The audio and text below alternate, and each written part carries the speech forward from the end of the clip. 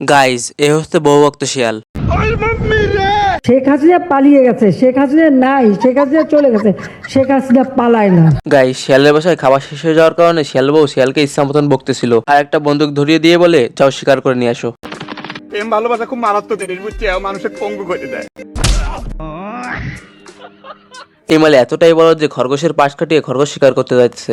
বুঝছি তোমার মরণের চুলকানি উঠছে, মলম লাগাই দিবনি। और मेरा नाम है क्या है मेरा नाम? ओह ये साला सही टाइम पे मैं नाम भूल जाता हूँ।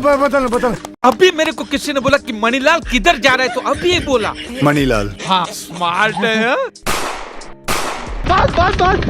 খরগোশ এক দৌড়ে এসে গর্ত ঢুকে যায় এবং একটা বক্স বের করে দেয়। ये सब क्या देखना पड़ रहा है? अबे पागल है, ये बम है। যাই হোক, এই বলদে ম্যানুয়াল বের করে পড়া শুরু করে কিভাবে বম ফাটাতে হয়। মানে ভেবে দেখছেন কি পরিমাণে বলদ যে পিন বের করে ফেলে দিছে আর তারপরে বোমটা হাতে রাখছে। এদিকে ধানকাঠিতে কুদ্দুসের খামারের এক পাতিহাসকে আই লাভ ইউ বলায় পাশের বাড়ি সলেমানের পালানের কুত্তার বিরুদ্ধে এক ইফটিজিং মামলা করেছে কুদ্দুস। আর তখনই ওই মলম বিক্রেতা রুমের দরজা খুলে দেখে ये सब क्या देखना पड़ रहा है? এই মালে একসাথে এত লাইটস আর ক্যামেরা দেখার পর এর ভেতরের অ্যাক্টিং প্রতিভা জেগে ওঠে।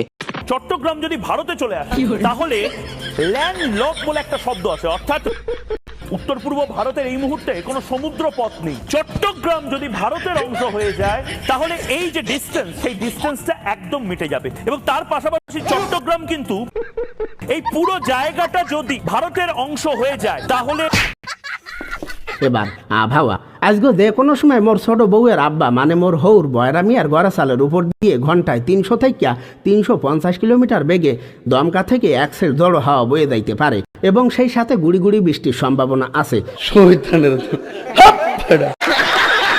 গাইজ এইটা হইতেছে ওয়ার্ল্ডের বেস্ট অ্যান্ড মডার্ন একটি ল্যাব, আর এখানকার সায়েন্টিস্ট হচ্ছে একটা ইঁদুর। देखो देखो যন্ত্রটা দেখো। তুমি কি পাগল হইলে না মাথা খারাপ?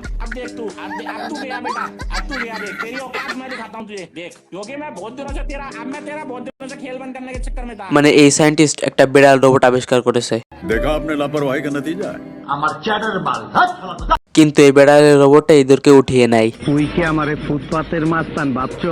গায়ের জোরে রোবটের হাত ছাড়িয়ে নেয়। মানে সামান্য একটা ইঁদুর রোবটের দফা রফা করে দিছে। জিম করি বাবা, জিম করি, হ্যাঁ 4-5 হতে আলানো আমার লেগে কোনো ব্যাপার না। এখন এই ইঁদুরকে ধরার দায়িত্বে বলদ মার্কে হাসকে দেওয়া হয়। দেখো দেখো যন্ত্রটা দেখো। যাই হোক, আমাদের সিক্রেট এজেন্ট দূরবীন দিয়ে ইঁদুর খুঁজতেছিল। দূরবীনের মাধ্যমে নিচে ইঁদুরকে দেখতে পাই, आ गई माल आ गया। আর তখনই এজেন্টের হাওয়া ফুস হয়ে যায়।